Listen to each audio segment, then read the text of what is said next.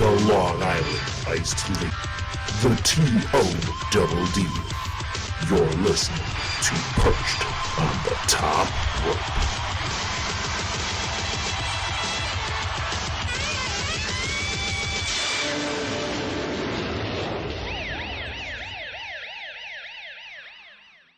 Welcome everyone to Perched on the Top Rope on the Perched News Network. I am your host. It's me. It's the Long Island Iced Lee. Joined by the T.O. Double Dizzle, Alex Todd.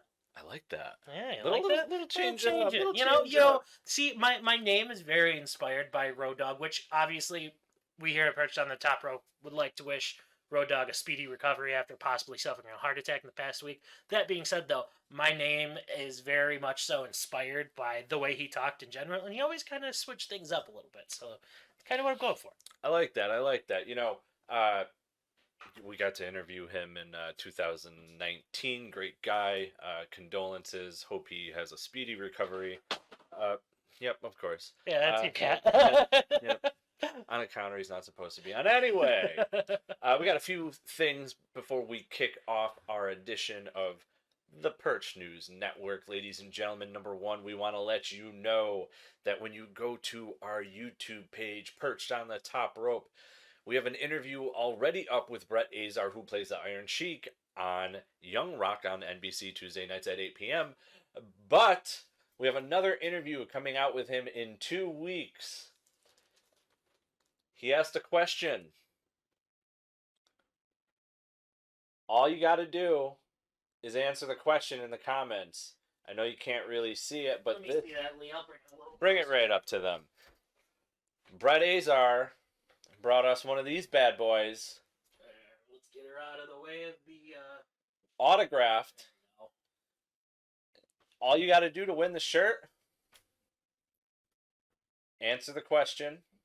Which we're not going to tell you what it is, because you got to go and watch the video. You got to watch the video. You got to hear the interview. It's a great interview. It's a follow-up interview. We talk more Young Rock. We talk other aspects of his acting career. So make sure you go to our YouTube, Perched on the Top Rope. Go into his personal life as well. Yes. Oh, it gets personal. It really does. Absolutely. He's a great guy from what, from the interviews Lee's done with him. He's very personable. He wants to help us grow along with the rest of you, which is very appreciative on his part, and it helps him on the same end. Yeah, absolutely. And going on from that, we also have... I just lost my train of thought for some reason. On this day. I see clearly. I love that. Ladies and gentlemen, we have on our Facebook, as you know, Perched on the Top Rope. We've been doing all sorts of on this day editions, and with WrestleMania season here, we have been doing on this day WrestleMania edition. So, with that being said, let's fill you guys in as today, not one, but 2 WrestleManias happened on March 28th. The first one was WrestleMania 15. Oh, such a good one. That's right, WrestleMania 15. The second one, an even bigger one, in my opinion. See, that's arguable, though, because WrestleMania 15 was the first time we got Rock Austin. True. But, I mean, then you go to WrestleMania 26. And that's the one. That's the one. And you have Undertaker, Shawn Michaels, in Shawn Michaels' very last match. So you have the first Rock Austin match, or the last, well, I can't even say last Shawn Taker singles match, until Shawn came out of retirement in 2018. We don't talk about that, though. That's a rough time. Yeah, I mean, there's a lot of takeaways from both WrestleManias. Both very much so legendary WrestleManias, though. Yeah. And speaking of WrestleMania, T-O-double-D. It is time for this week's reviewing of announced WrestleMania matches. What we're going to do, ladies and gentlemen, you've watched the show. Those who are here, you know that the man sitting to my right tends to have not the... he tends to have some controversial opinions sometimes. So what I'm going to do is I'm going to take the WrestleMania matches that we have announced so far. I'm going to run through them and I'm going to see what Lee thinks about their booking so far. We're not going into predictions. We're going to save our predictions for next week, as next week will be our last live show before our WrestleMania watch-along. Now, I'm going to go through night one first. I'm going to get all of his opinions on the Mania matches announced so far, and then when we get through all the way through night one, I'll go through and give my opinions on those matches. Then we're going to go into night two. I'm going to get all of them from him, and then once we're all the way through, I'll give mine as well. So we're going to start here first. I'm going to go with night one. I want to know your opinions on Seth Rollins versus Cesaro.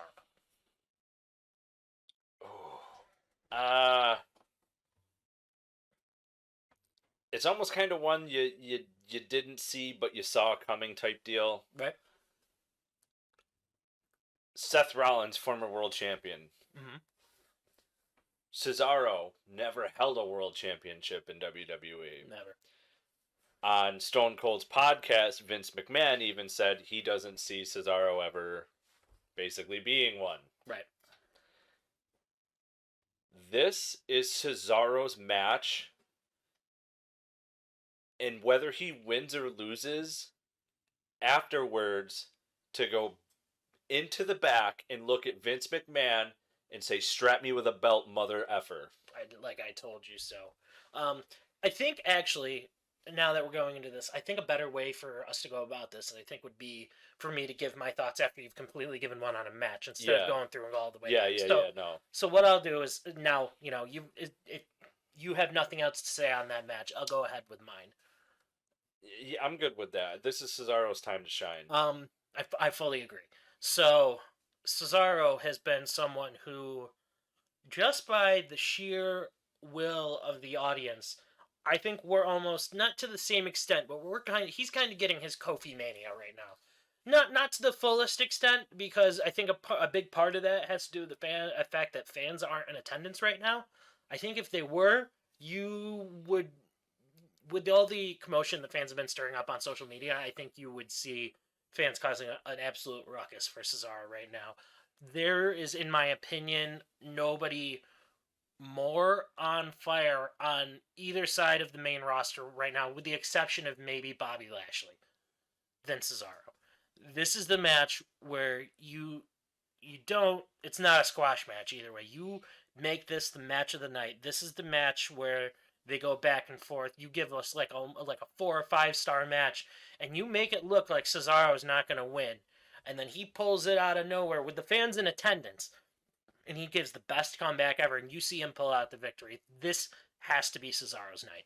Yeah. I think if you don't pull the trigger at WrestleMania, he might not recover from it. If, like I said, win, lose, or draw, if this doesn't go back to Vince and say, "Yo, I'm championship material." And we've also heard Cesaro might be in line for a Universal title shot after WrestleMania, so this could be it. Yeah. We'll see. Okay. Braun Strowman versus Shane McMahon.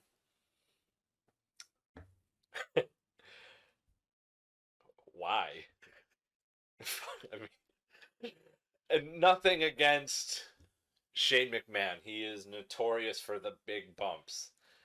I like those big bumps that he's willing to take as a McMahon who's a multi-millionaire and doesn't have to work another day in his life if he doesn't want to. Never had to begin with. I mean, so I don't know. It doesn't make sense to me. It's just plain and simple. I don't get why. This is basically, "Hey, Braun, we have nothing for you, so this is what we're doing with you." That's the vibe I get. I also get the vibe that it's also, "Hey, Shane, we've got nothing for you," because even with Shane McMahon, his matches have always had somewhat of a build to them. Like his build to his match with AJ Styles at WrestleMania 33, incredible, best match on the card in my opinion that night. Yeah, but there's been no storyline build up. This match, they just started building this 2 or 3 weeks ago, and it's the dumbest storyline. It's hey, I said you're stupid, so now we're fighting at WrestleMania. If we went off of that, I could call you stupid right now, and you and I'd have a match on the card. I don't think it's fair to either one of them. I think they could both. If you're gonna have Shane on the card, I think they could be used in better areas. It doesn't make sense to me. I would have rather had Braun Strowman in a triple threat match with Bobby Lashley and Drew McIntyre. I mean, you know how I feel about guys like Drew size, Bobby size, Strowman size. They should be the monsters of WWE, and This is at the bottom of the card. yeah. And this is the guy that beat Goldberg for the Universal title 1 year ago at WrestleMania. It's an insult to him. And honestly, in my opinion, I'm surprised that Braun Strowman hasn't gotten sick of the booking that Vince McMahon has given him and taken his ball and went somewhere else. And if they continue to, I wouldn't be surprised if he left for somewhere like AEW or Impact or New Japan. They're ruining him. I mean, I know a lot of people would say that it's a very Vince McMahon mentality to think that they're a big man, so they have to be a monster. You put Braun Strowman and Adam Cole in the ring, who I've met Adam Cole, I've stood next to Adam Cole. Adam Cole's not doing a damn thing to Braun Strowman. I don't care what you say. It's a size thing. Yeah. They should be the monsters. And so at that point, why are you putting him in the ring with Shane McMahon, who's not really a wrestler at all? I mean, he's good to an extent for what he has trained and done over the years, but it's an insult to him at this point. Especially if there's no good storyline. That's the thing. Shane McMahon's WrestleMania matches have to be storyline driven. That's what made the match with him and AJ Styles so special. The match with him and Undertaker so special. Was they were storyline driven. The storyline sucks, therefore the build sucks, in my opinion. I agree. Okay. Bad Bunny versus The Miz. I really got nothing bad to say about this. This is one of those, hey, we're bringing in celebrities. It's what we do. I know a lot of fans are like, well, who's Bad Bunny? I mean, even Arn Anderson was, well, if he's not a fan, then he shouldn't be here. So obviously, Arn Anderson never did his homework on who Bad Bunny was. Right. And he said that on his podcast. However, I have nothing bad to say about it. The Miz is probably the best one to work with since he, has wrestled for 12, 13, 14 years straight and has never taken time off. He's also because of an injury. He's a very underrated seller too. Yeah. If you're gonna put someone in the ring that can go with someone who doesn't have as much experience, The Miz is a good seller. It's a good guy to put him with. So I mean, I would tell you that this match for Bad Bunny is going to be good because he's got the Miz, he's notorious for protecting himself, so he's going to make sure he's protecting Bad Bunny. And for Bad Bunny, this will be a great match to showcase what he can do, and it actually brings a lot of the Latino fans and fans of Bad Bunny to come watch WrestleMania and see him wrestle. So, only issue I take with this is, so I'm in the middle on this one. I think with the respect that Bad Bunny has for the business, that he is probably in his free time right now, he's probably been training to try and make sure this match is as good as he can possibly put forth for someone who doesn't have the experience.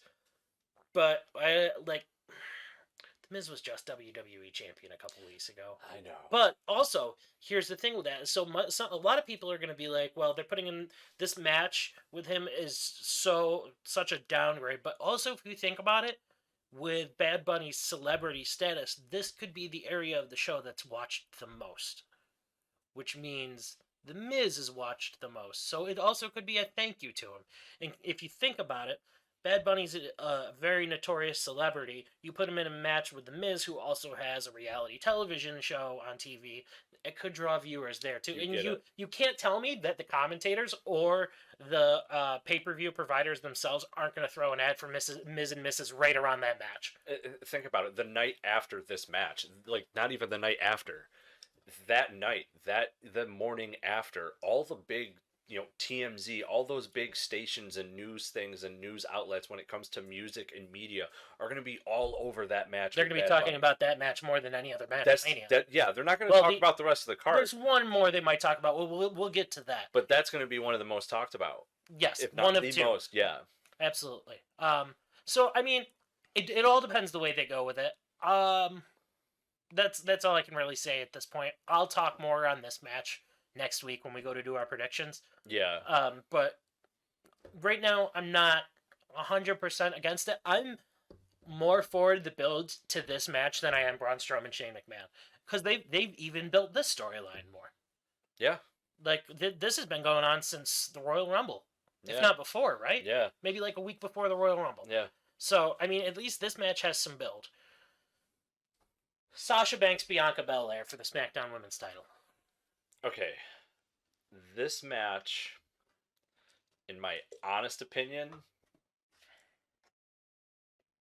should be for the night that it's on, but it's not going to be. I would say that it should be the main event.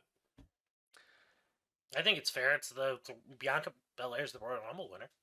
She's the Royal Rumble winner, and if we always remember correctly, I mean, between the men and the women now, it's kind of a toss-up. But in the men's Royal Rumble, it was always you main evented WrestleMania. Right. The women kind of don't get that. If they're not going to do that, then you need to do co-main events now, because of men and women. Gender equality. If you don't like it, there you go. He's got a point. So I mean, that's just what I see. Bianca Belair, they have, with the Royal Rumble, have made her hot. She had one of her own, what was it, the 24 that they did on the network? Oh, the WWE 24 special. She had her own network special already. Everybody knows Sasha. She's hot, is the women's champion right now, and yeah. Oh, hot as a champion. No, I mean, I was going there with that too. She's hot in real, in life. But to just the athleticism that you're going to see out of Bianca in this match, I'm really hoping that she pulls the hair and whips. That's like your favorite thing on television. He pops so hard every single time she does the hair whip. Because do you hear it when it hits somebody? It sounds like the fake leg slap. Yeah, and I like cringe, but I jump, and it's like it's funny and it's cool at the same time. But I also know that I wouldn't want to be hit with that hair ever. So, I think it should be the main event. So my thing with this match, I would have said back at the Royal Rumble that this should have been the main event. The build to this match has been horrendous. This should have been almost to the same type of extent of a rivalry that we got with Ronda Rousey and Becky Lynch.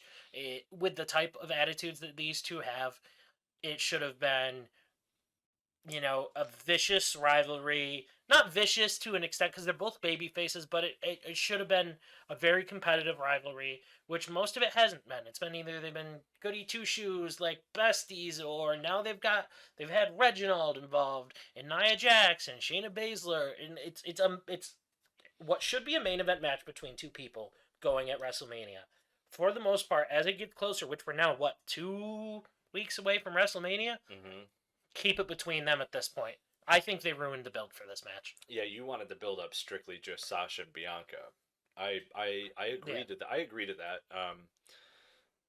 They don't need other people to help build this match, and I think that's what especially someone like Reginald. No offense towards him, but he's a comedy act. Why do you want a comedy act involved in one of your main event matches? And I think that when it comes to this particular match, two great athletes. They didn't need to put them in the tag match against Nia Jax and Shayna. They didn't need to do that. If you were gonna, when you're gonna have them lose, then somebody after that match, one should have attacked the other, and then boom, there's your build up right away. Right. Otherwise, the tag team match was not necessary. It did nothing for the storyline. They never needed to involve Nia and Shayna if they were never going to win the tag titles and use that against them. Because every other time that you've seen like a tag title feud involved in a main event Mania match, it usually, we've talked about it the past couple weeks on this show. Yeah. That it usually leads to tag team champions facing each other, which can sometimes help with the build. It did tremendous things for John Cena and Shawn Michaels. But Triple H and Steve Austin. Right. So, it was a waste of time. And that same amount of time, you could have also been using to build a strong women's tag title feud for Nia and Shayna going into Mania 2. It didn't, in my opinion, it didn't help any of the parties involved. Yeah, I agree. Anyways, moving on from that one, honestly, actually one of my personal favorites, and I'm happy to say that. Bobby Lashley, Drew McIntyre. You can't go wrong with the build up to this match. It's been almost picture perfect. You knew Miz was the transitional champion, especially for how they did it. Now just between everyone had speculation it was going to be Brock Lesnar, and I thought that they were going to do the same thing at one point, but Bobby and Drew, again, I have said it earlier when it came to Braun. The big men should have, they should be the dominant forces. Mm-hmm. You're going to see a spectacular match. I got nothing bad to say about it. I love it. Well, and the thing is, too, is if you watched any of what had gone down between 2014 and 2016 in TNA or Impact Wrestling, as you'll have it, Drew McIntyre and Bobby Lashley are incapable of putting on a bad match. They can't do it. If you haven't, go back and watch Bobby Lashley. If you're going to look it up, watch it as Bobby Lashley versus Drew Galloway from their time in Impact Wrestling. They've had so many amazing matches. These two have incredible chemistry, and that's why there's a lot of people that are surprised with how great this storyline has been, because Lashley's booking has been questionable since he returned, but I was not one of those people. I watched Impact Wrestling during that time frame. Still do. I've always have. And I watched them have multiple great world title matches. I believe Bobby Lashley won his first Impact World Championship from Drew McIntyre. So their rivalry goes back to a whole entire different company, and they're gonna put on, if Vince allows them to, they're gonna put on an incredible match. I think what added a lot of fire to this match in particular is back at the Royal Rumble, we had no idea what the WWE title feud was going to even be. Yeah, no. There was, usually you have an idea from online rumors, whatever.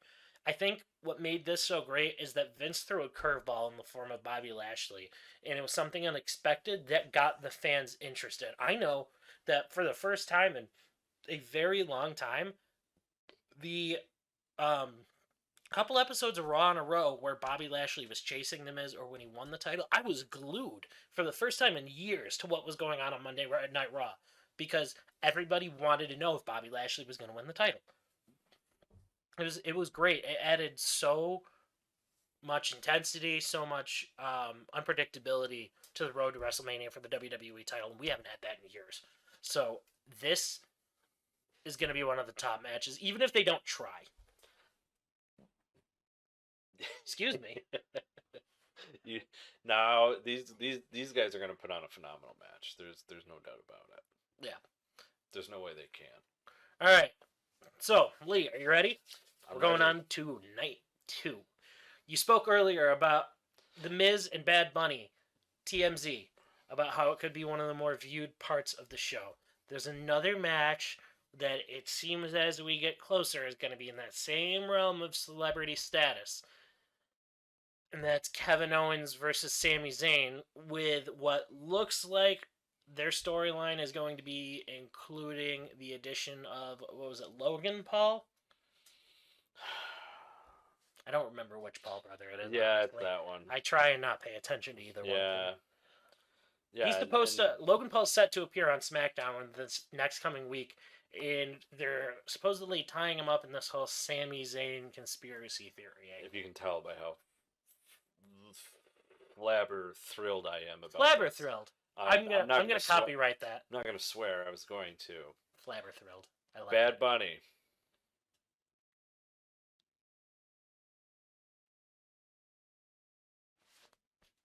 Logan Paul. Better. Ruins the match for me, to be honest with you. I almost don't want to watch it, depending on what... if they have him as some sort of special enforcer, special referee, some sort of special bullshit, fuck it, I'm swearing. I'm out. I have no respect for the guy. I have... no, because if you've watched his YouTube, watching him making fun of... they found a dead body in the woods in Japan, and It was the like suicide trail like that a they funeral, have. yeah, like a... And he's like laughing about it and And shit. he's putting it online. Like, how do you, like, as a business owner, how do you say, yeah, this guy should be on the biggest show of the year? I get that. Doesn't care because No. the man draws money. The man has numbers. The man's YouTube shows for itself. That's all it is. It's just hey, here's somebody that younger fans connect to. Let's bring him in, and that's what they're doing. It ruins the match for me if he's any sort of special anything. I'm not like Vince or anyone in WWE is gonna give a rat's ass, but I'm not gonna I'm gonna put on 2K20 and play that on PC. The only way I can see myself enjoying this match if he's involved is if he's like in Sami Zayn's corner and he's strictly there to eat a stunner from Kevin Owens. I'd be okay with that too, even if like what I said happens still. Right. Yeah, that's really all I got on that match. So, in my opinion, it pisses me off. We're finally getting Kevin Owens versus Sami Zayn. This could easily be a 5-star match. You don't need a celebrity for that match. No, not for this one. There's no need for a celebrity involvement in this match. Do something with Shane McMahon instead, like right, like that would even make more sense. It makes more sense. Shane's character's a douchebag, just like Logan Paul's a douchebag. I don't care if you're listening or you're not gonna find us anyways. But if you do, Logan, I don't really care. I think you're a piece of shit, honestly. Anyway, this ruins the match. This is not the time to do this. It does. It ruins it, and at the end of the day, this is the one match that they announced somewhat at the last second that could be announced at the last second because it's a feud that goes on for generations. This is one of those it's feuds been going on for years on and off. This is one of those feuds where these are those guys that were destined to fight forever. This is like your Shawn and Brett, your Rock and Austin. Like this is one of your modern day versions of that, and we need to add a celebrity. You're the friends that love to hate each other. And you know what? If they find a way to work this in and it makes us enjoy it, so be it. But I don't see it happening, and I think they just ruined what could have been one of the best matches. I agree. Ugh! That's all I have to say. Moving on before I have an aneurysm. And me a heart attack. Big E versus Apollo Crews. I like this match. I like the feud. Apollo Crews, trained by the notorious Mr. Curtis Hughes. You like saying that every time we talk. I do, because you know what? Mr. Hughes is awesome. He's a great man. The first person to steal the Undertaker's urn, as a matter And of if fact. you want to know more about Mr. Hughes, you can go on over to the Perched on the Top Road to YouTube channel, if I can actually say it. And Lee has an interview with Mr. Curtis Hughes himself talking about how he is going to be a playable DLC character on Wrestlemania. Give it a listen. We'll shameless plug. I don't care. I'll do it all day. And go buy the video game. It's actually a lot of fun. Oh yeah, we both bought it. It's like playing the old game, the WrestleFest game, but on cocaine. Yeah, pretty much. It's very, very fast. Anyway, back to this match. Yes, back to this match. Big E and Apollo Crews. Big E, the current Intercontinental Champion. Former, I guess he's former now, part of the New Day, which, as we know, are taking on AJ Styles and Moses there, whatever his name is. Osmosis Jones. Thank you. Mm-hmm. That's who I was actually thinking of in my head when I said it. I'd rather have him than Logan Paul. Anyway, if you want to know Vince Russo's thoughts on AJ Styles' current booking, go to our YouTube page, Perched on the Top Rope. We have an interview up with Vince Russo where we talk about AJ Styles' current WWE booking. Anyway, shameless plug. Again, back to Big E and Apollo Crews.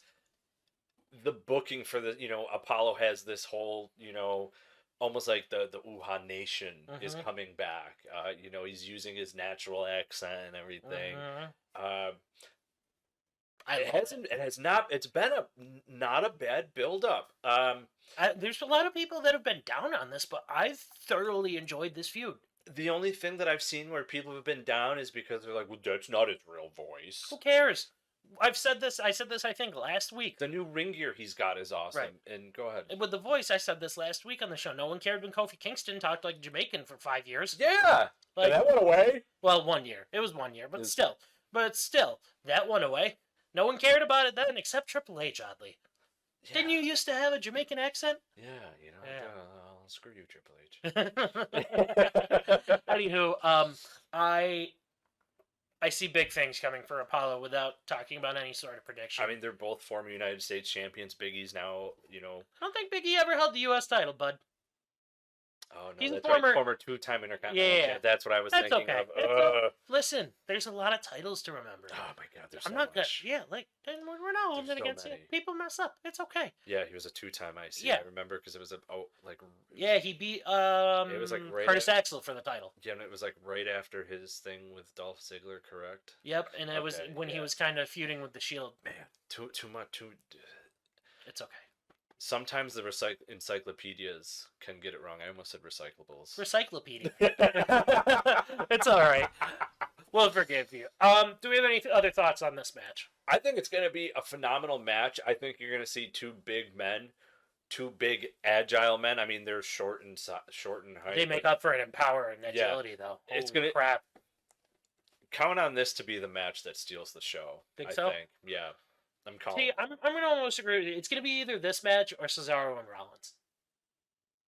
I don't know. Two Actually, different nights. right. So Right, so it could be for each night.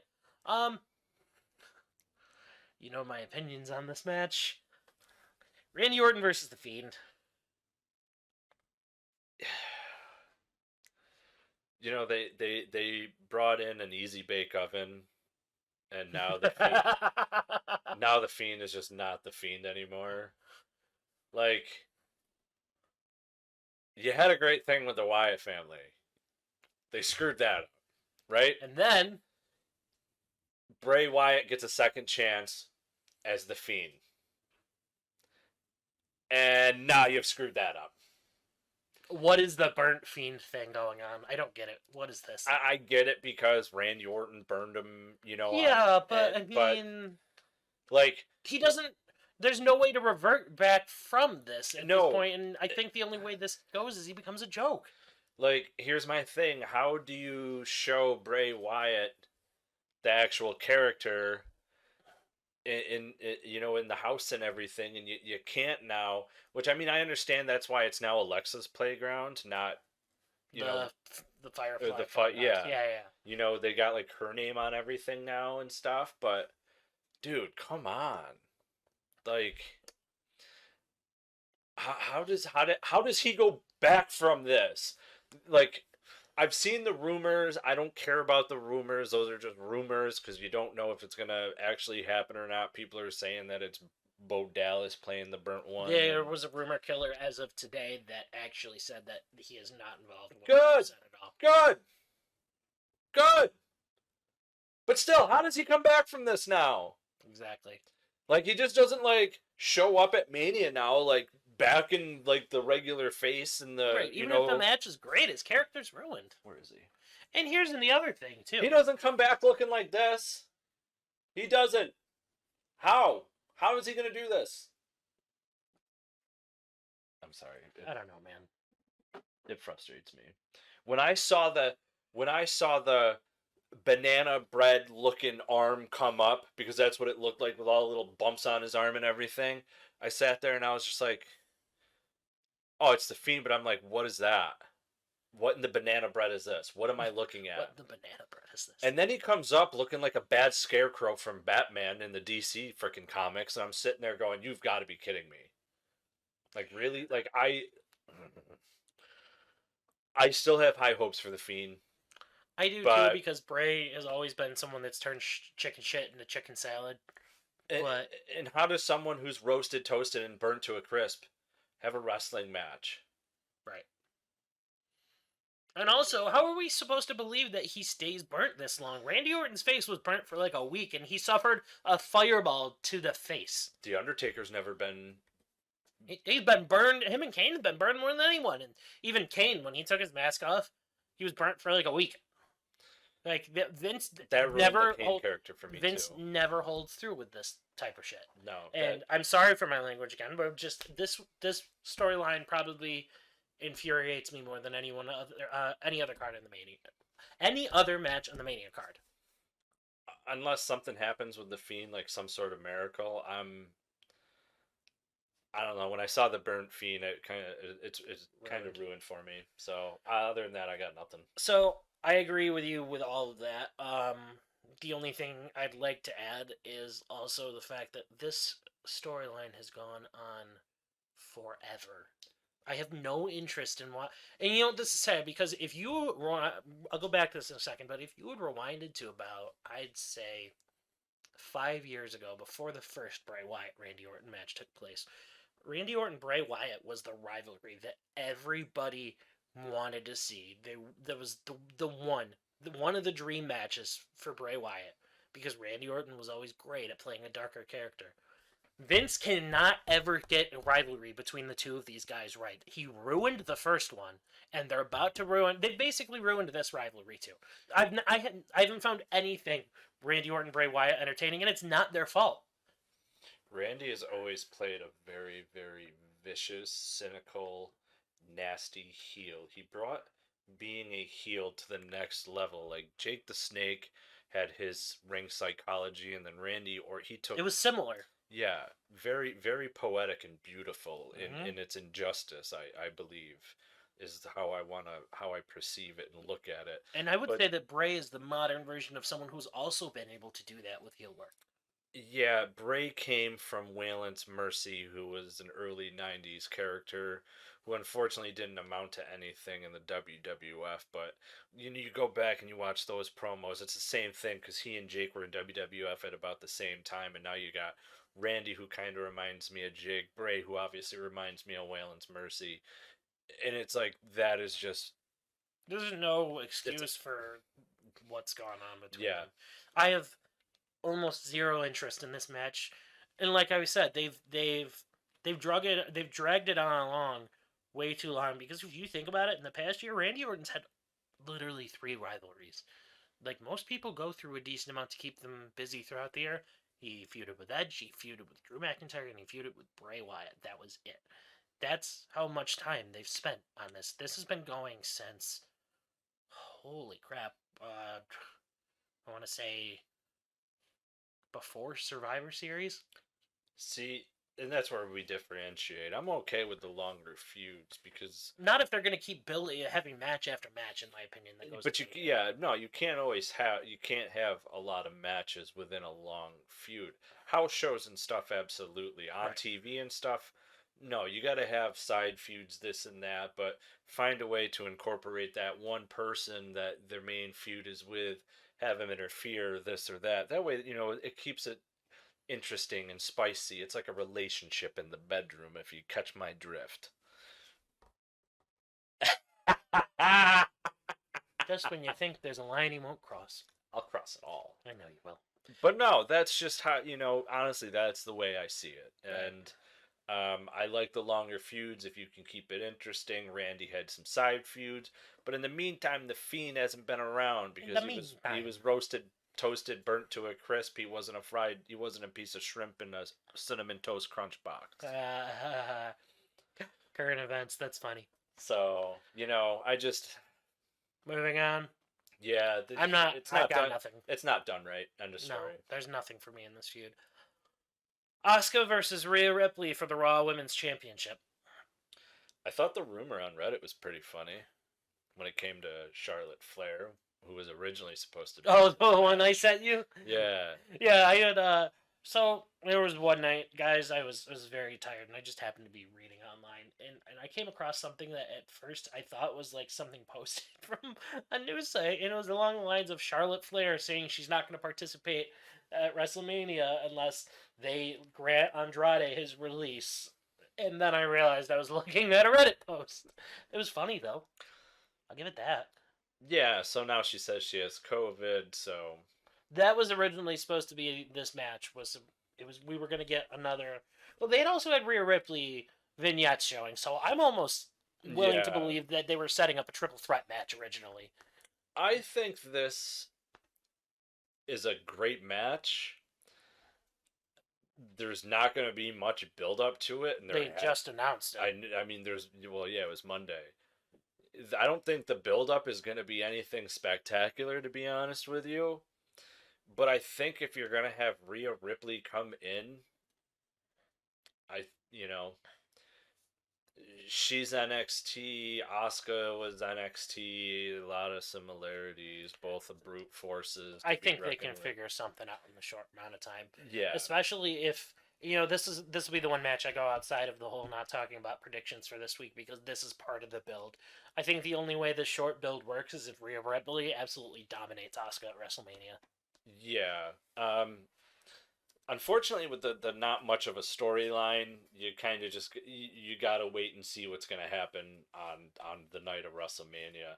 However, I think that it's gonna be a great match. Like Oh, I I got nothing agree. bad to say about No. the match itself. Me either. These two are I another two that are not I capable can't. of putting Yeah, up right bad matches. right now, yeah, I'll be able to judge next week when we do predictions on this Right. WrestleMania 37.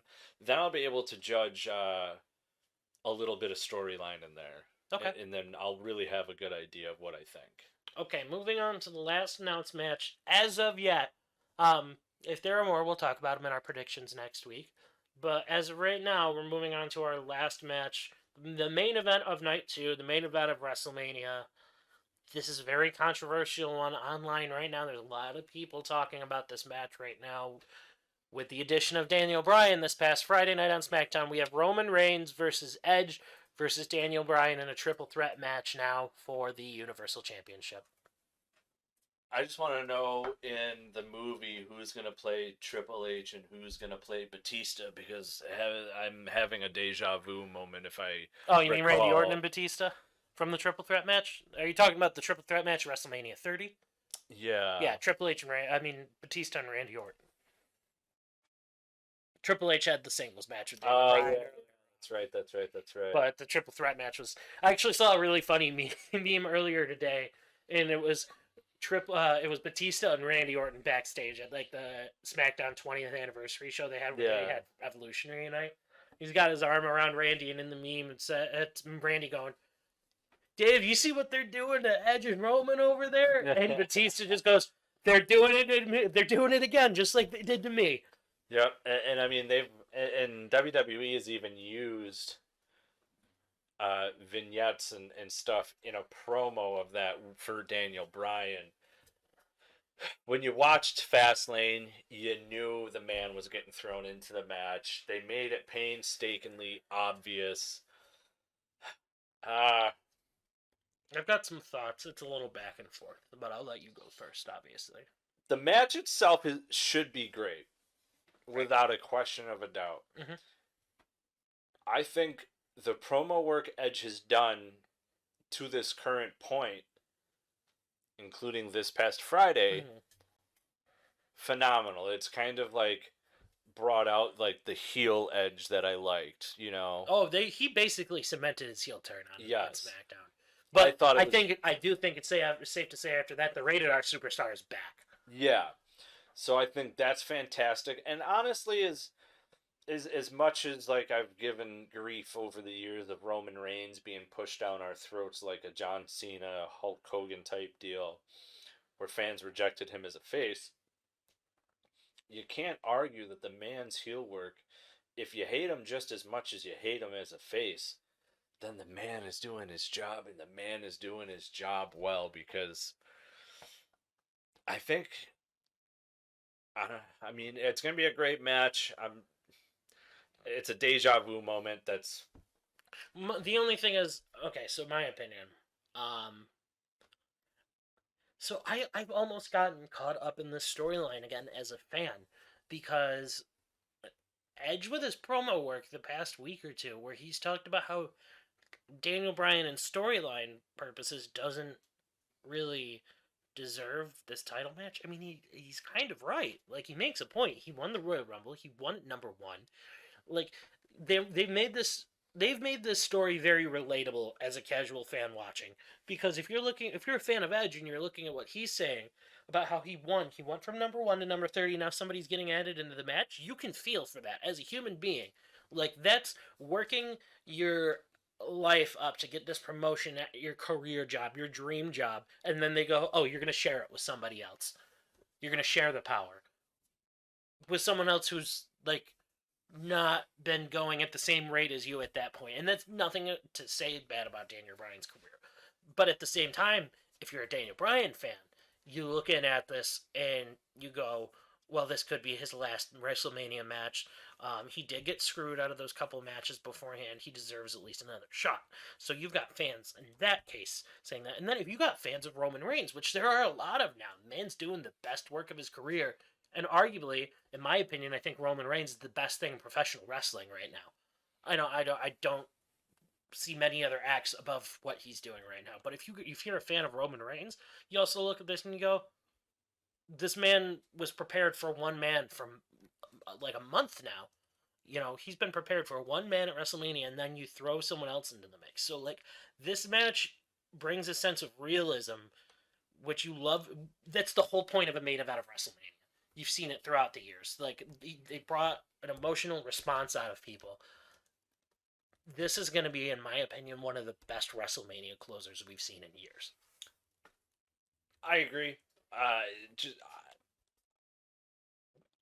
We're gonna be talking about our predictions next week, so I almost went in there and like Did it anyway. almost went like full force on it, but I think it's gonna be. I'm excited for this match. I'm excited for the match. I'm like everybody else when it comes to Daniel Bryan being part of it, but that's a whole different story for a whole nother time. Ladies and gentlemen, our YouTube page. Actually, this is your deal. You like doing this Yes. part. Time for our social media plugs, ladies and gentlemen. If you would like to follow us on social media and keep up to date on everything we're doing, you can follow us on Facebook at Perched on the Top Rope. You can follow us on Twitter and Instagram at Perched Top Rope. You can follow us on TikTok, Perched on the Top Rope. You can follow us on Twitch, Perched on the Top Rope. And remember, Lee, Spoiler free is the way to be. We're out.